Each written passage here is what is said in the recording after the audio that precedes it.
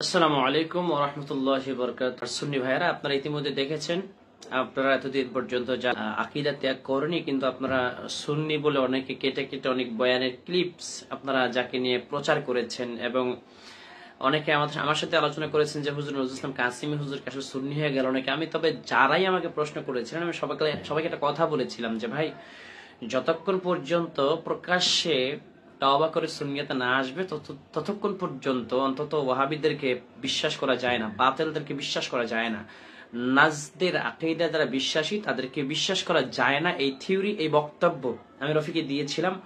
অনেক শুভাকাঙ্ক্ষী যারা ইতিমধ্যে আমার আমার ফেসবুকের ফ্রেন্ড লিস্টে আছেন, আমি সবাইকে কিন্তু একটা কথাই বলেছিলাম যে দেখেন, যতক্ষণ পর্যন্ত প্রকাশ্যে লাইভে কেহ তওবা করে সুন্নিয়তে না আসবে ততক্ষণ পর্যন্ত কিন্তু তাকে বিশ্বাস করা যায় না, আমি বলেছিলাম। তা যেই বলা সেই কাজ, সেই প্রতিফল, সেই ফলে আসলো।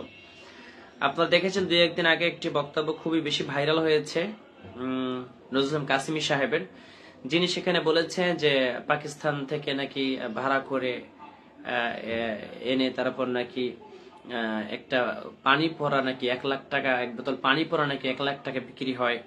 তারপর তিনি বলেছে একটা ডিম নাকি ছুঁয়ে দিলে 1 লাখ টাকা বিক্রি হয়। নাউজুবিল্লাহি মিন যালিক, এমন মিথ্যাচার। তিনি আর বলেছে যে পাকিস্তান থেকে মানে ভাড়া করে আসছে, মানে কিরকম একটা তিনি মন্তব্য করেছে, আমি মুখে আনতে পারছি না, যেহেতু আমার হুজুর কেবলাকে নিয়ে যেহেতু এরকম বাজে মন্তব্য করেছে, আমার কিন্তু কলিজা লেগেছে, এটা আমার কলিজা লেগেছে। কারণ আমার হুজুর কেবলা আলম, যার চেহারা নুরানি চেহারা মোবারক তাকাইলে কলিজা পর্যন্ত ঠান্ডা হয়ে যায়। আমার হুজুর কেবলার শান মানের উপরে যে ব্যক্তি আঘাত করে, আওলাদ রাসূলের উপর যে ব্যক্তি আঘাত করে, তাকে তো আমি তার নাম নিতে আমার লজ্জাবোধ হয় এবং ঘৃণা, আমার অন্তরের মধ্যে ঘৃণা জন্মে গেছে এই মোল্লাটার প্রতি।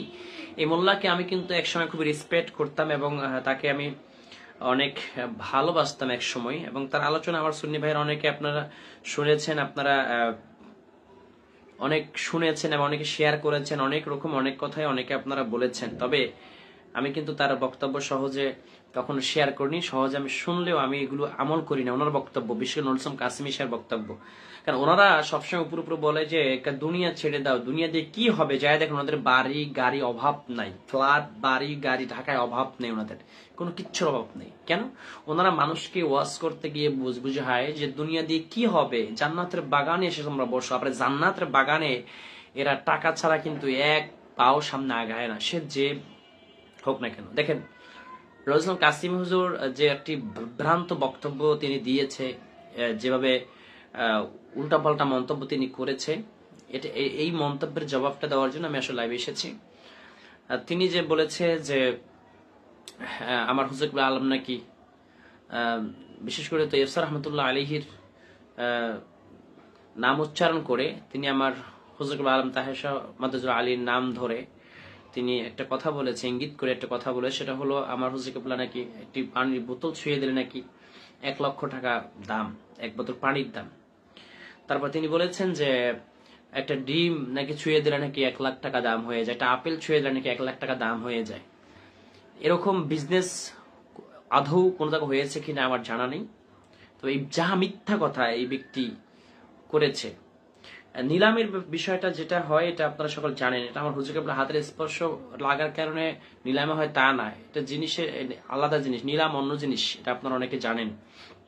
তবে এই নজরুল ইসলাম কাসিমি যেভাবে আমার হুজুর কেবলা আলম নিয়ে কটূক্তি করেছে, আল্লাহ রাসূলকে নিয়ে কটূক্তি করেছে, আমি মনে করি তার ইমানের অনেক ঘাটতি রয়েছে, এবং তিনি আমার হুজুর কেবলা সম্পর্কে তিনি জানেই না, শাহীন শাহ সিরকুট সম্পর্কে, সৈয়দ আহমদ সিরকুট রহমতুল্লাহ আলাইহির সৈয়দ আহমদ শাহ সিরকুট রহমতুল্লাহ আলাইহির সম্পর্কে তার গবেষণা করা দরকার ছিল, এবং তৈয়ব রহমতুল্লাহ আলাইহির জীবনী তার গবেষণা করা দরকার ছিল, এবং তাহের শাহ হুজুর মাদুজুল আলী কে, আল্লাহ রাসূল কি, তার পরিচয়, তার জীবন, তার সাজারা, এই নজরুল ইসলাম কাসিমি সাহেবের একটু রিসার্চ করার প্রয়োজন ছিল। তিনি অনেক রিসার্চ করেন, আমরা মানি, উনি একজন বয়োবৃদ্ধ আলেম এবং প্রবীণ আলেম, তিনি অনেক রিসার্চ করেন, গবেষণা করেন, আমার নবীজি শান আজবত নিয়ে গবেষণা করেন। তবে তিনার গবেষণার মধ্যে এত বেশি পণ্ডিত তিনি অর্জন করেছে যে তিনি শেষ পর্যন্ত আওলাদ রাসূলদেরকে নিয়েও তিনি বাজে মন্তব্য করা শুরু করেছে। তিনি ব্যবসায়ী বলে ফেললো, নাউজুবিল্লাহি মিন যালিক। এমন একটি মন্তব্য তিনি করেছে যেটা আমাদের সুন্নিদের কলিজা লেগেছে। অনেক সুন্নি ভাইয়ের আমি দেখেছি যে আপনারা তিনাকে দাওয়াত করে মাহফিলে করিয়েছেন, আমি দেখেছি ওনাকে অনেক মাহফিলে দাওয়াত দিয়েছেন, আমি দেখেছি। আসলে আপনারা বলেন, তওবা করে যদি কেউ প্রকাশ্যে ঈমান না আনে, হিন্দু থেকে যদি মুসলমান না হয়, তাকে আপনি কি মাহফিলে দাওয়াত দিবেন?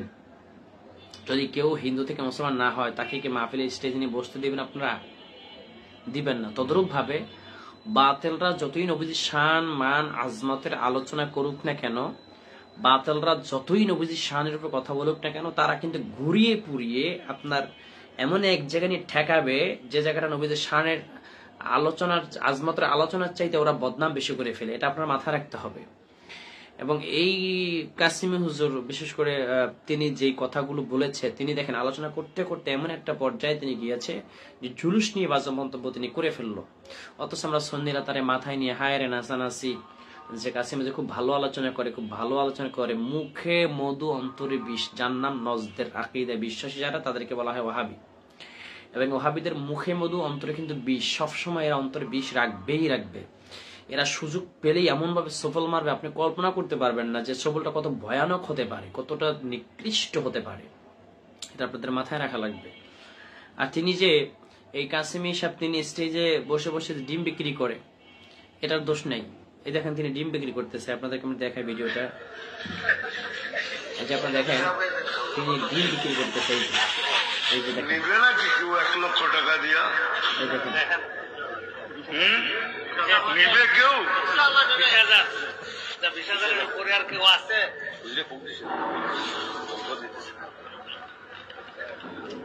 4টা ডিম বিক্রি করেছে, একটা 25,000 টাকা করে। 20,000 টাকা করে একটা ডিম বিক্রি করছে। একটা ডিম 20,000 টাকা, 4টা ডিমের দাম করছে 25,000। যে নিবে সে কিন্তু ছক্কা মারবে, বুঝা দেখেন। পরে আর চাইলে হবে না, দ্বিতীয়বার 4টা নাই। এই ছক্কা কে মারবে দেখেছেন? কে রাজি? 25,000 করে 4টা 1 লাখ। দেখেন 25,000 টাকা করে 4টা ডিমের দাম 1 লাখ। তিনি ডিম বিক্রি করতেছে স্টেজের মধ্যে। দেখেন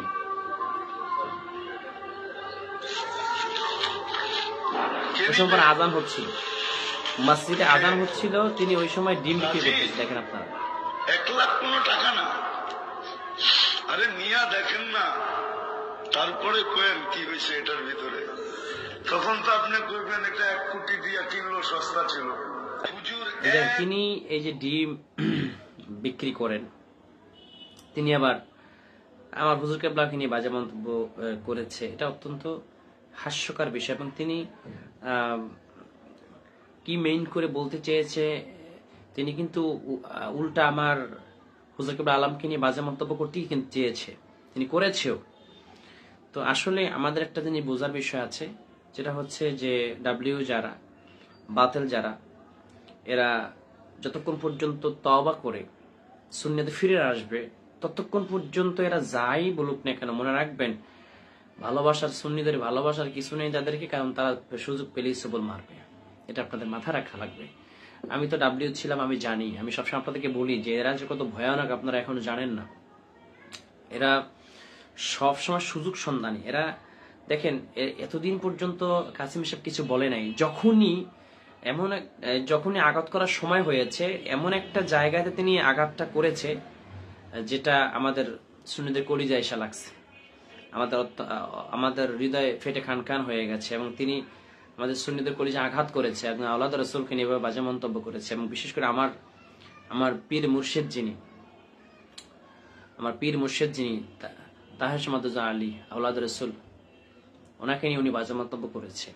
তো এটা আমরা প্রতিবাদ জানাই এবং নিন্দা জানাই যে উনি যে কথাগুলো বলেছে, আমাদের যারা আকাবিররা আছেন তারা চ্যালেঞ্জ ছুড়েছেন, অসংখ্য কাদির হুজুর চ্যালেঞ্জ করেছে, আরো অনেক বক্তা, অনেক আমাদের আকাবিররা, মুরব্বীরা, সুন্নি আলেমরা চ্যালেঞ্জ করেছে, ওনাকে চ্যালেঞ্জ গ্রহণ করতে বলেছে। উনি যে কথাগুলো বলেছে সেগুলো যদি প্রমাণ দিতে না পারে তখন তার কি হবে? উনি যে কথাগুলো বলেছে, এই কথাগুলো যদি প্রমাণ দিতে উনি না পারে, বুড়া বয়সে ওনাকে ফাইজলামি করতে বলছে কে? এই বুড়া বয়সে আল্লাহ বিল্লাহ করে কোনো মরতে পারলেই তো হইল, নবীজির ভালোবাসা। তিনি তা না করে তিনি বক্তব্য দিতে দিতে এমন গরম বক্তব্য দিয়ে ফেলেছে যে নিজেই মনে হয় কাফের হয়ে গেছে। আমার যা মনে হচ্ছে, নিজের ইমানই মনে দুর্বল হয়ে গেছে, এমনটা আমার মনে হচ্ছে। তো যাই হোক, আমি আমার সুন্নিবাদীকে বলতে চাই, আমাদেরকে আরো সচেতন হওয়া লাগবে এবং এই সমস্ত বাতিল ফেরকাদের থেকে আমাদের দূরে থাকা লাগবে। আর আপনারা এরপর আবার দেখেছেন যে দরুদ শরীফ নিয়েও ব্যঙ্গ করেছে, দরুদ শরীফ নিয়ে ব্যঙ্গ করা হয়েছে। আপনারা দেখেছেন যে কিছু ডাব্লিউরা বিয়ের একটা অনুষ্ঠানে, মনে হয় নাকি বার্থডে অনুষ্ঠানে, নবীজির মিলাদ নিয়ে ব্যঙ্গ করেছে, ক্যাম্প নিয়ে ব্যঙ্গ করেছে, হাস্য ঠাট্টা বিদ্রুপ করেছে। ভাইরে, যদি তোমাদের ক্যাম্প ভালো নাই লাগে তোমরা চুপ থাকো। তোমরা ক্যাম্প তোমাদের ভালো লাগে না, কিন্তু ক্যাম্পের মধ্যে তো নবীজির নাম মোবারক রয়েছে। আমার নবীজির নাম মোবারক নিয়ে তোমাদেরকে হাস্য ঠাট্টা করার অধিকার কে দিয়েছে? একটা স্পষ্ট ফতোয়া হলো, যারা নবীজির নাম মোবারক নিয়ে কটূক্তি করেছে এরা কাফের হয়ে গেছে। মিলাদ নিয়ে ঠাট্টা বিদ্রুপ করেছে, নবীজির নাম মোবারক ওখানে থাকার কারণে এরা কাফের হয়ে গেছে, স্পষ্ট ফতোয়া। 2 নম্বর যেটা ফতোয়া সেটা হচ্ছে, যদি ওখানে ওদের কেউ বিবাহিত থাকে তাহলে তাদের স্ত্রী কিন্তু তালাক হয়ে গেছে। এটা হচ্ছে 2 নম্বর ফতোয়া। নবীজির নাম মোবারক নিয়ে যারা হাস্য ঠাট্টা বিদ্রুপ করতে পারে, এবং অনেক হাসাহাসি তারা করেছে, আমার হৃদয় লেগেছে এগুলো দেখে। মনে হচ্ছে আমার যে ক্ষমতা থাকতো, যদি এদেশে ইসলামিক আইন থাকতো, ওদেরকে কতল করে দেওয়া ফরজা আইন, ওদেরকে কতল করা ফরজা আইন, এটা ফতোয়া। যদি ইসলামী হুকুমত এই বাংলার জমিনে কায়েম থাকতো, তাহলে এতক্ষণে ওই সমস্ত বেঈমানদেরকে, দুরূদ নিয়ে বিদ্রুপকারী কাফের বাচ্চাদেরকে এতক্ষণে কতল করে দেওয়া হতো। কেমন মানুষ ঈমান হারা হলে দয়াল নবীজি সাল্লাল্লাহু আলাইহি ওয়াসাল্লামের নাম মুবারক নিয়ে কটূক্তি করে? চিন্তা ভাবা যায়, এগুলো ভাবা যায়, এগুলো চিন্তা করা যায়। এইরকম ঈমান যায়? দয়াল নবীজির নাম মুবারক নিয়ে কটূক্তি, এদিকে তাদের বুইরা ভাম, তাদের আখাবির, এদিকে কাশ্মীর সাহেব, এদিকে আওলাদ রাসূলের কটূক্তি করে বসে আছে, এদিকে তার শিষ্য, তার অনুসারীরা, এদিকে দয়াল নবী সাল্লাল্লাহু আলাইহি ওয়াসাল্লামের দরুদ শরীফ নিয়ে, ক্যাম নিয়ে তারা ঠাট্টা বিদ্রুপ করে বসে আছে। মানে এগুলো কি একসাথে কাফের হয়ে যাচ্ছে আস্তে আস্তে, নাকি একসাথে বিমান হয়ে যাচ্ছে? এটা আমার বোঝে আসে না। যাই হোক, আল্লাহ ওদেরকে হেদায়েত দান করুক। সর্বোপরি আমি একটা কথা বলতে চাই যে আল্লাহ ওদেরকে হেদায়েত দান করুক, এটাই আমি চাই, যে আল্লাহ ওদের হেদায়েত দান করে সহি বুঝ দান করুক, ওদেরকে সুন্নিয়তে আসার তৌফিক দান করুক। স্যার আমার কিছু বলার নেই। আল্লাহ ওদের হেদায়েত দান করে ওদেরকে সুন্নিয়তের জন্য কবুল করুক। অন্তত ওরা ভুল বেচতে ফেরে মৃত্যুর আগে হইলেও কালেমা পড়ে মুসলমান হোক। এখানে আমি ফতুয়াবাদী সবসময় কিন্তু করি না, আমি 2টা জায়গায় ফতুয়া দিয়েছি এখানে। যারা দরুদ শরীফ নিয়ে ব্যঙ্গ করেছে, যারা দয়াল নবী সাল্লাল্লাহু আলাইহি ওয়াসাল্লামের নাম মুবারক নিয়ে হাস্য ঠাট্টা বিদ্রুপ করেছে, ওরা কাফের হয়ে গেছে। 2 নম্বর, তাদের স্ত্রী তালাক হয়ে গেছে।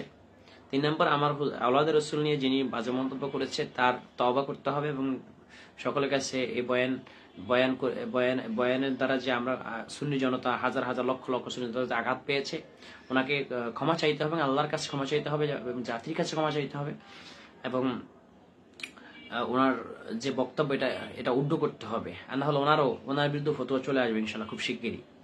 কারণ একজন আওলাদ রাসূলকে নিয়ে যখন আপনি বাজে মন্তব্য করবেন, মিথ্যাচার করবেন, বাজে বিদ্রুপ করবেন, মানুষের কাছে গীবত সাকাত করবেন, তখন আপনার ঈমান কোন পয়েন্টে চলে যায় আপনি ফতোয়া ভালো করে জানেন। অতএব আপনি মুরব্বী মানুষ, মুফতি মানুষ, মুহাদ্দিস মানুষ, শাইখুল হাদিস, আপনার বিরুদ্ধে ফতোয়া আপনি নিজেই দিবেন, এটা আমি আশাবাদী। যদিও আপনি ফেসবুক চালান না বলে আপনি বলেছেন যে আপনি ফেসবুক চালান না। আমার প্রশ্ন হলো যে আপনি ফেসবুক যদি না চালান, টাচমল না চালান, তাহলে আপনার কানে এটা দিল কে যে ডিম বেচছে বলে 1 লাখ টাকা একটা? আমি তো জীবনে কোনো ভিডিওই দেখিনি যে ডিম 1 লাখ টাকা, এবং পানি পড়া যে 1 লাখ টাকায় এক ফু দিয়া যে 1 লাখ টাকা আমার হুজুর কেবল নিচ্ছে, আমি তো এরকম কোন জীবনে কোন দৃশ্যই দেখলাম না রে ভাই। আমি তো প্রতি বছর আমি জুলুসে যাই, আমি চট্টগ্রাম যাই, আমি কাদরিয়া তৈবিয়ার মাঠে যাই, আমি এই 3 বছরে 3বার আমি তো জুলুসে গিয়েছি। আমার হুজুর কেবল আলমকে আমি 3বার দেখেছি, আমার দেখার সৌভাগ্য হয়েছে, আমি দেখে নিজেকে ধন্য মনে করেছি।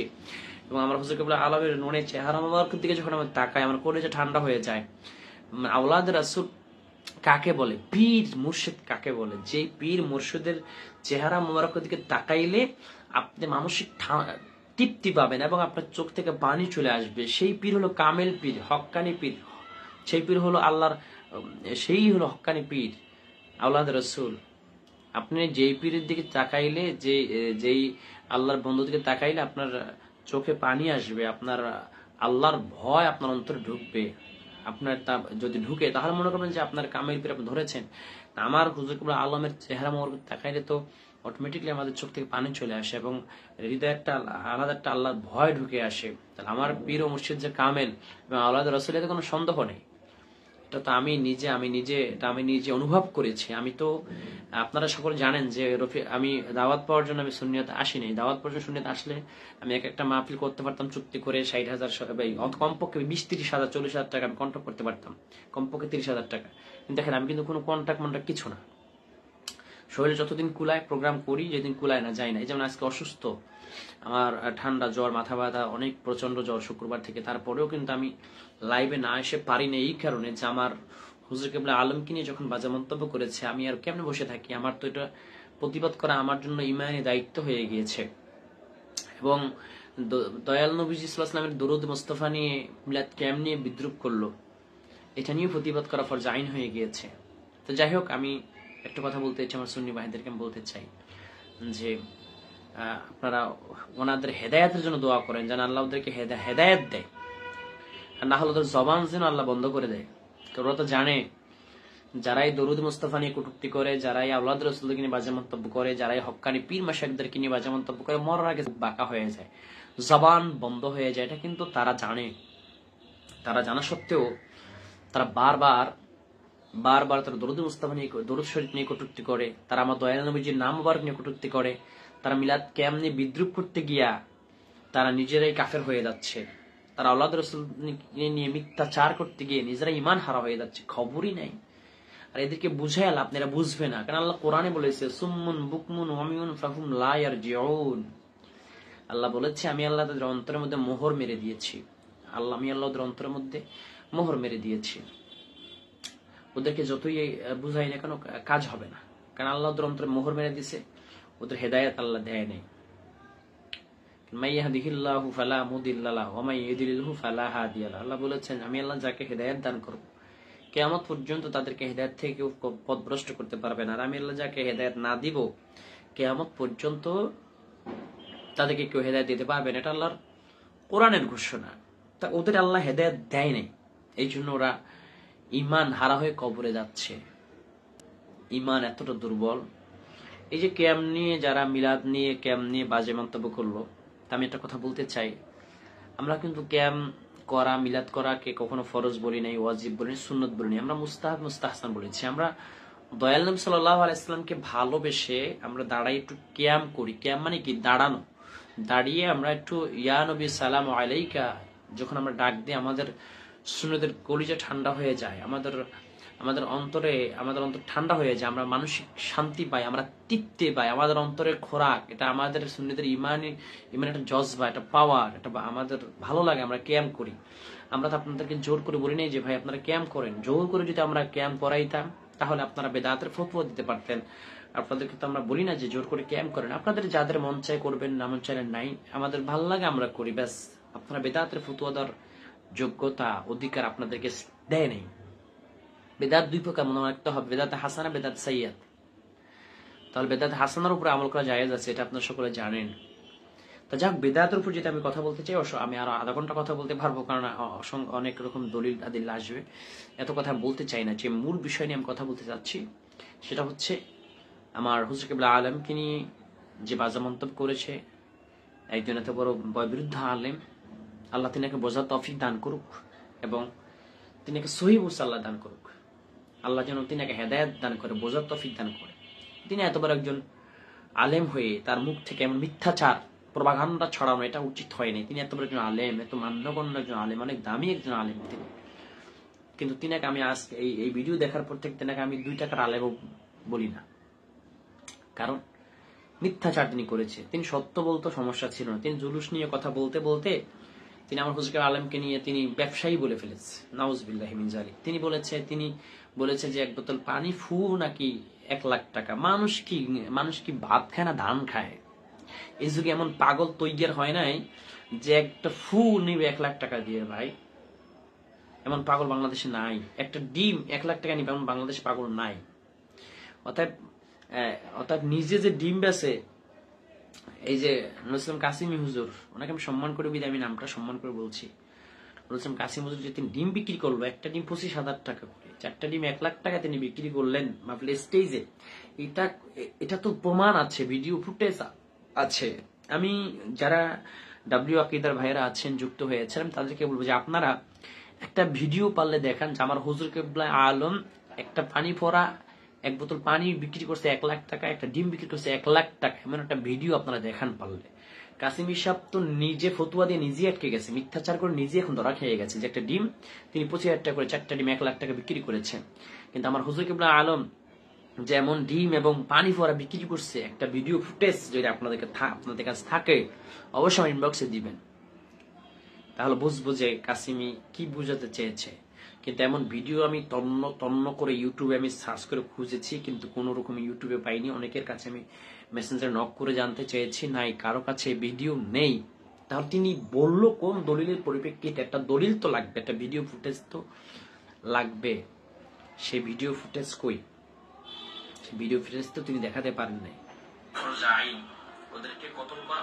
আপনারা যে যেখান থেকে দেখছেন আজকে লাইভটি একটু শেয়ার করে দিবেন, বিশেষ করে আমার সুন্নি ভাইরা যে যেখান থেকেই আজকে লাইভটি দেখছে প্রত্যেকেই আপনারা প্রতিবাদ করুন, মিথ্যাচারের জবাব দিন, যে যেভাবে পারেন, ভিডিও আকারে পারেন, লাইভে এসে পারেন, মাহফিলে পারেন, লাইভটি দেখছেন অবশ্যই এটা শেয়ার করে দেবেন আমার সুন্নি ভাইরা। বিশেষ করে আমার সুন্নি ভাইদের প্রতি আমার আবদার, আমার সুন্নি ভাইদের একটা বদ অভ্যাস, সেটা হচ্ছে যে আমাকে সুন্নি কোনো ভিডিও পাইলে আমরা লাইক করি না, শেয়ার করি না, কমেন্ট করি না। আর ডাব্লিউদের ভিডিও আমরা শত শত শেয়ার করি, লাইক করি, কমেন্টও করি। বাজে করে না, ভালো করে না, কমেন্ট কিন্তু করেন। তো আমরা সুন্নি ভিডিওটা মাশাআল্লাহ লিখতে পারি না, এটা আমাদের ব্যর্থতা। যেন আমাদের এই জন্য আমাদের সুন্নিদের আলেমদের পেজের রিচ নাই, ও ইউটিউবের রিচ নাই। প্রায় সুন্নি আলেমদের পেজ দেখুন রিচ নাই, কেন? কারণ লাইক কমেন্ট নাই, শেয়ার নাই, কিচ্ছু নাই, রিয়াক্ট নাই। এগুলো ফেসবুক থেকে এগুলো রিচ ডাউন করে দেয়।